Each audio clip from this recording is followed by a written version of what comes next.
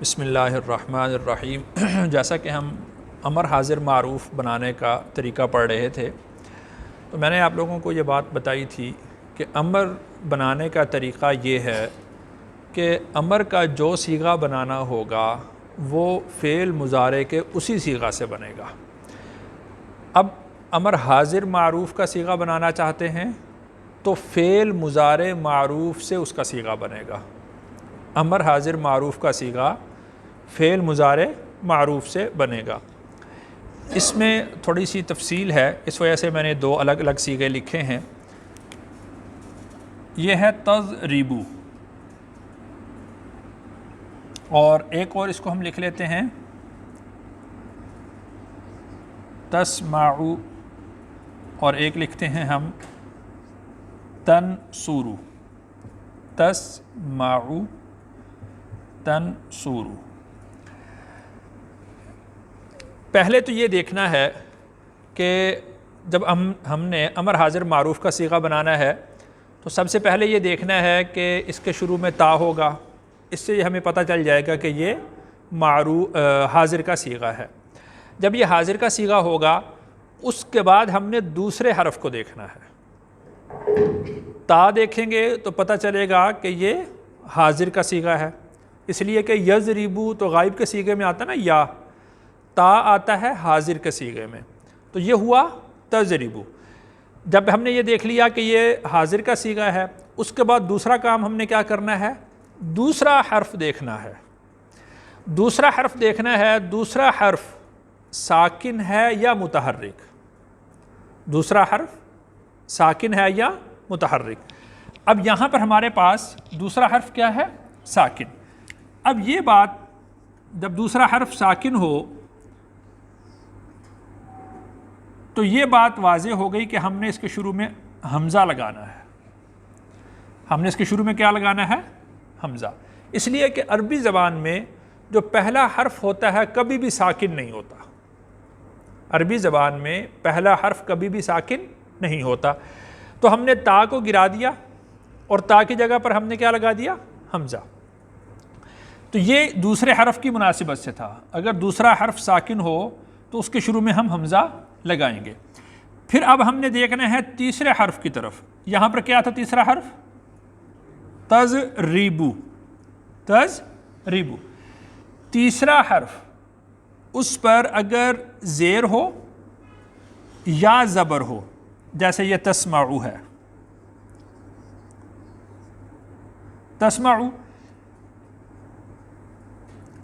تو تا گرا دیا۔ جب دوسرا حرف اس کا ساکن ہوا تو اس کے شروع میں ہم کیا لگا دیں گے، حمزہ۔ اب ہم نے دیکھنا ہے کہ جو تیسرا حرف تھا اس کے نیچے زیر ہے یا اس کے اوپر فتحہ ہے، زبر ہے، تو حمزہ جو شروع میں ہم نے لگایا تھا اس کے نیچے زیر لگائیں گے، اور آخر سے ہم کریں گے ساکن، جو ہمارا امر کا قاعدہ ہے، آخر سے کیا کر دیں گے، ساکن۔ تو یہ کیسے بن جائے گا، اضرب، یا بن جائے گا اسمع۔ اب ہم یہ میں نے جو ایک لفظ لکھا تھا تنصرو، ہم اس کی طرف آتے ہیں۔ تنصرو، تو میں نے آپ کو یہ بات بتائی کہ تا کی وجہ سے یہ پتہ چل گیا کہ حاضر ہے، تو ہم نے تا کو ختم کیا۔ یہ لفظ ہوا دوسرا ساکن، یہاں پر ہم نے لگا دیا حمزہ۔ اب ہم نے دیکھنا ہے تیسرے حرف کو۔ تیسرے حرف پر یہاں پر کیا ہے، پیش ضمہ ہے، تو پھر حمزہ پر ضمہ لگے گا اور آخر کا ساکن ہو جائے گا۔ تنصرو سے امر کا صیغہ کیا بنے گا، انصر۔ یہ اس میں تھوڑی سی تفصیل تھی۔ دوبارہ میں عرض کر دیتا ہوں کہ امر حاضر معروف کا صیغہ مضارع معروف سے بنے گا۔ اس کا طریقہ یہ ہے کہ جو حاضر کا صیغہ ہوتا ہے اس کے شروع میں تا ہوتا ہے، جو غائب کا صیغہ ہوتا ہے اس کے شروع میں یا ہوتا ہے۔ تو جب اس کے شروع میں تا آیا تو اس کا مطلب یہ ہوا کہ یہ مضارع معروف یعنی حاضر کا صیغہ ہے۔ اس کا طریقہ یہ ہے کہ تا کی علامت کو ہم نے گرا دیا، اس لیے کہ تا کی جو علامت تھی یہ مضارع کی تھی۔ آپ کو پتہ ہے کہ 4 علامتیں ہیں، الف، تا، یا، نون، تو یہ مضارع کی علامت ہے۔ مضارع کی علامت کو ہم نے گرا دیا۔ اس کے بعد ہم دیکھیں گے دوسرا حرف۔ دوسرا حرف اگر ساکن ہوگا تو اس کے شروع میں حمزہ لگ جائے گا. یہ بات اصول ہے. پھر ہم دیکھیں گے تیسرے حرف کی طرف. تیسرے حرف پر اگر زیر ہے جیسا کہ یہاں پر، یا زبر ہے جیسا کہ یہاں پر، تو حمزہ کے نیچے کیا لگ جائے گا؟ زیر لگ جائے گی، کسرہ لگ جائے گا. اور اگر تیسرا حرف اس پر پیش ہے جیسا کہ صاد کے اوپر پیش تھا، تو حمزہ کے اوپر کیا لگ جائے گا؟ پیش لگ جائے گا. یہ بن جائے گا انصر. اور آخری حرف کو ہم کر دیں گے ساکن. تو یہ اضرب اسمع انصر، یہ امر کا صیغہ بن جائے گا. یہ اس صورت میں تھا کہ جب دوسرا حرف ساکن تھا. یہ اس صورت میں تھا جب دوسرا حرف ساکن تھا. اب دیکھیں کہ یہاں پر میں نے ایک صیغہ لکھا ہے، ماضی ہے علامہ، مضارع ہے یعلم، اور یعلم سے مضارع حاضر کا صیغہ ہے تعلم. اب یہ تعلم کا جو صیغہ ہے، اس میں شروع میں کیا ہے جی؟ تا. اور یہ تا کس چیز کی علامت ہے؟ مضارع کی. ہم نے مضارع کی علامت کو گرا دیا، مضارع کی علامت کو گرا دیا. اب یہ ہوا علمو. اب کیا ہوا جی؟ علمو. اب ہم نے یہاں پر تو اصول دیکھا تھا کہ اگر دوسرا حرف ساکن ہو تو شروع میں حمزہ لگاتے ہیں. یہاں پر دوسرا حرف ساکن نہیں ہے.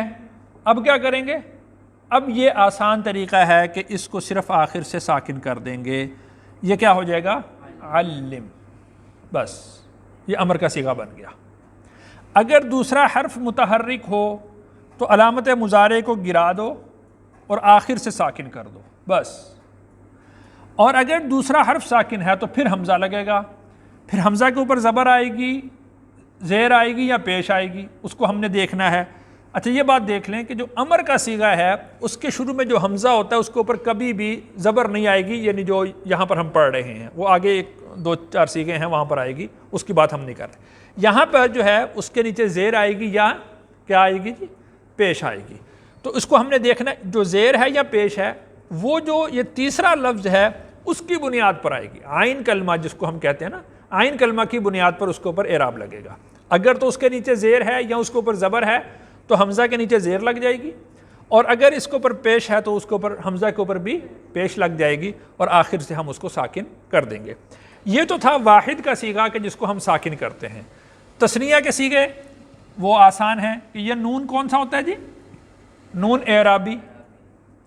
یہ گر جاتا ہے، آخر سے نون اعرابی گرا، شروع سے تا گر گیا، حمزہ لگ گیا. اب اضرب سے اضربا یہ امر کا صیغہ ہو گیا. تضربونا سے نون کا صیغہ اعرابی ہونے کی وجہ سے گر گیا، اور تا علامت مضارع تھی یہ گر گئی، اور یہ کیا ہو گیا جی؟ اضربو. یہ امر کے صیغے بن گئے. اضرب، اضربا، اضربو. اب ہم آتے ہیں اسی طرح یہاں پر اسمع سے ہوگا اسمع، اسمعا، اسمعو. انصر سے انصرا، انصرو. تو یہ اس طرح کے. اچھا یہاں پر بھی طریقہ وہی ہوگا. علم سے علما، یہ نون گر جائے گا نا، آخر سے نون گرے گا، شروع سے تا گر جائے گا، تو کیا رہ جائے گا جی؟ علما. اور تعلمون میں تا شروع سے گر جائے گا اور نون آخر سے گر جائے گا، تو یہ کیا ہو جائے گا؟ علمو. تو یہ اس میں ہو جائے گا. اب ہم آتے ہیں علم النحو کی طرف. علم النحو میں ہم مبنی کی بحث پڑھ رہے تھے. مبنی کس کو کہتے ہیں؟ جس کا اعراب تبدیل نہیں ہوتا. اور اس میں جو ہم نے پہلی چیز پڑھی تھی وہ پڑھی تھی ضمیر کی. اور ضمیر میں نے آپ لوگوں کو بتایا تھا کہ نام کی جگہ پر جو لفظ استعمال ہم کرتے ہیں اس کو کیا کہتے ہیں؟ ضمیر کہتے ہیں. جیسے کل میں نے ایک مثال دی تھی کہ زید فوت ہو گیا، وہ بیمار تھا، اس کا حادثہ ہوا. یہ جو وہ اور اس کا لفظ ہم استعمال کر رہے ہیں یہ کیا کہلاتے ہیں؟ ضمیر کہلاتی ہے. اچھا اس میں ضمیر دو طرح سے ہوتی ہے. ایک وہ ضمیر ہوتی ہے کہ جو فاعل کی جگہ پر استعمال ہوتی ہے. ہم نے فاعل اور مفعول دو چیزیں پڑھی تھی. فاعل کس کو کہتے ہیں؟ جو کام کرنے والا ہوتا ہے. اور مفعول کس کو کہتے ہیں؟ جس پر کام ہوتا ہے، کیا جائے. اب مثال کے طور پر میں یہ کہوں کہ زید نے عمر کو مارا، زید نے عمر کو مارا، اس نے غلطی کی تھی، اس نے. اب یہاں پہ جو غلطی کرنے والا ہے وہ کون ہے؟ مفعول. جس کی پٹائی ہوئی ہے، جس کو مارا گیا ہے، وہ مفعول ہے. اب یہ جو مفعول ہے تو یہ یہاں پر اس کی ضمیر آئے گی. جیسے ضربہ زید، ضربہ زید، مارا اس کو زید نے. اب زید فاعل ہے اور جس پر اس کا فعل واقع ہوا ہے وہ مفعول ہے. تو یہ ہوتی ہے ضمیر منصوب متصل.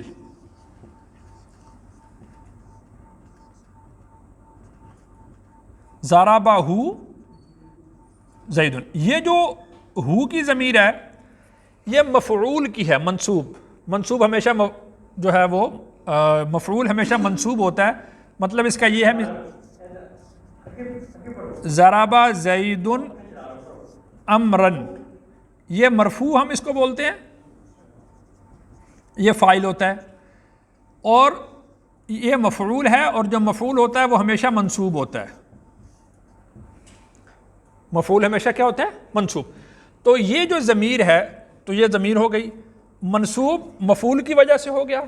متصل کا مطلب ہوتا ہے ملی ہوئی، جو فعل کے ساتھ ملی ہوئی ہو تو اس کو ملے ہونے کی وجہ سے متصل کہتے ہیں. اب یہ ضمیر کا معنی بھی سمجھ میں آ گیا، منصوب کا معنی بھی سمجھ میں آ گیا کہ یہ مفعول کی ہے. منفصل کا مطلب ہوتا ہے علیحدہ. منفصل کا مطلب کیا ہوتا ہے؟ علیحدہ. مثال کے طور پر ہم قرآن مجید میں پڑھتے ہیں ایاک نعبد، اصل میں تو یوں ہونا چاہیے تھا نعبد کا بس. اگر یہ نعبد کا ہوتا تو یہ جو ضمیر ہوتی نعبد کا میں کاف، یہ ضمیر منصوب متصل ہوتی کہ فعل کے ساتھ ملی ہوئی ہے، فعل کے بعد آ رہی ہے. لیکن یہاں پر یہ فعل سے پہلے ہے، فعل کے ساتھ جڑی ہوئی نہیں ہے، یہ فعل سے الگ ہے، تو اس کو ہم کہیں گے ضمیر منصوب منفصل. یہاں تک سمجھ میں آ گیا جی؟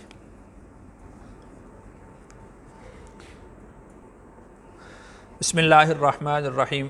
سورۃ البقرہ کی آیت نمبر 36 اور 37 آج ہم پڑھیں گے. فا کا مطلب پھر، ازلہ، ازلہ کا مطلب پھسلا دیا،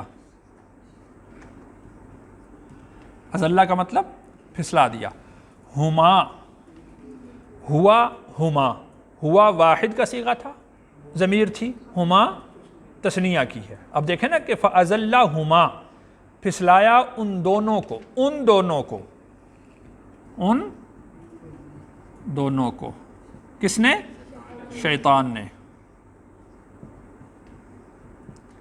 عنہا، اس سے، ان کا مطلب سے، ہا کا مطلب اس، فا کا مطلب پھر، اخراجا نکالا، ہما ان دونوں کو. اب دیکھیں نا یہاں پر نام ذکر نہیں کیا جا رہا، نام کی جگہ پر جو لفظ ذکر کیا جا رہا ہے اس کو کیا کہتے ہیں؟ ضمیر. تو یہ کیا ہیں؟ دونوں ضمیریں ہیں. مما، اس سے، کانا، وہ دونوں تھے، فیہی، اس میں.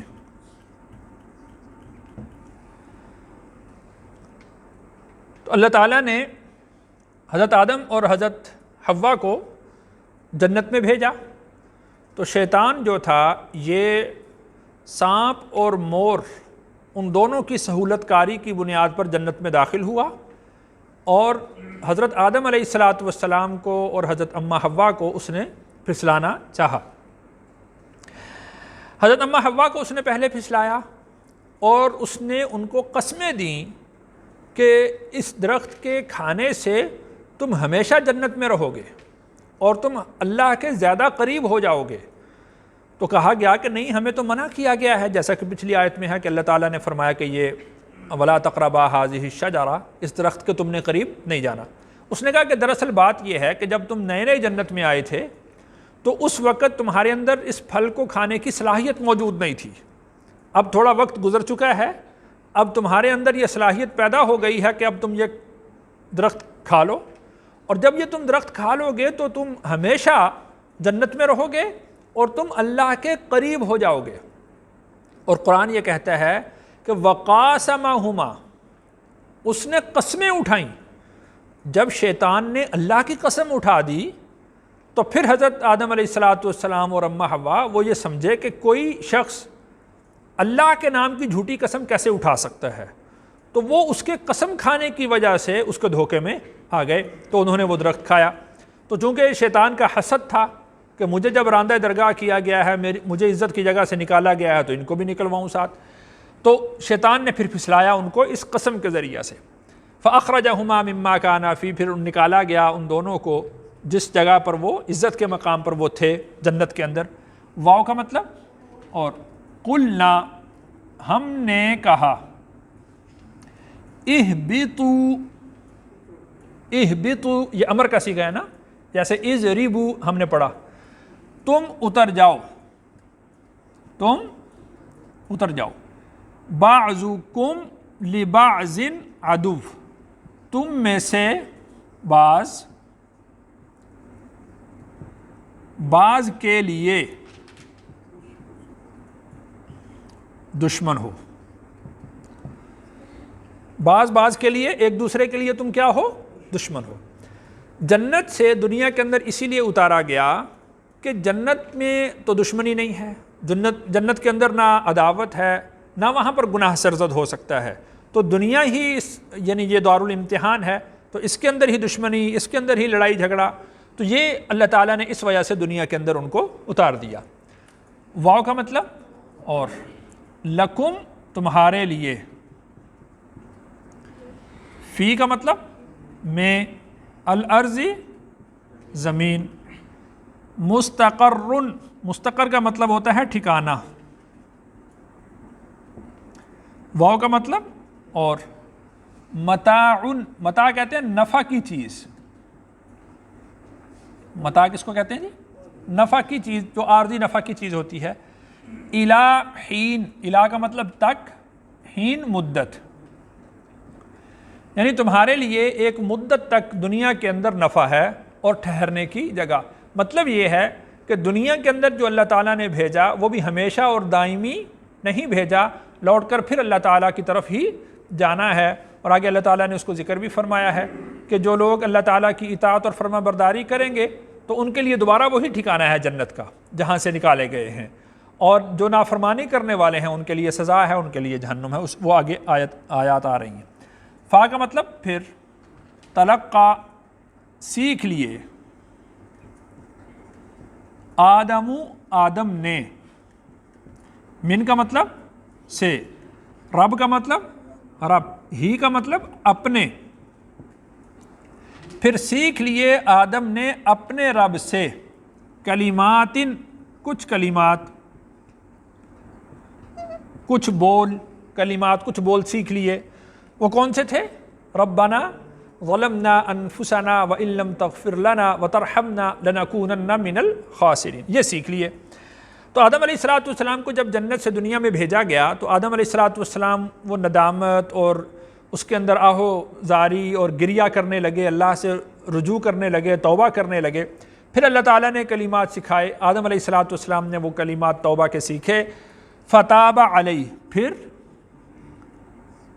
رجوع کیا، علیہ اس پر۔ تو اللہ تعالیٰ نے حضرت آدم علیہ السلام کے ان کلمات کے بار بار دہرانے کی وجہ سے اللہ تعالیٰ نے حضرت آدم کی طرف رجوع کیا، ان کی توبہ کو قبول کیا۔ انہ، بے شک وہ،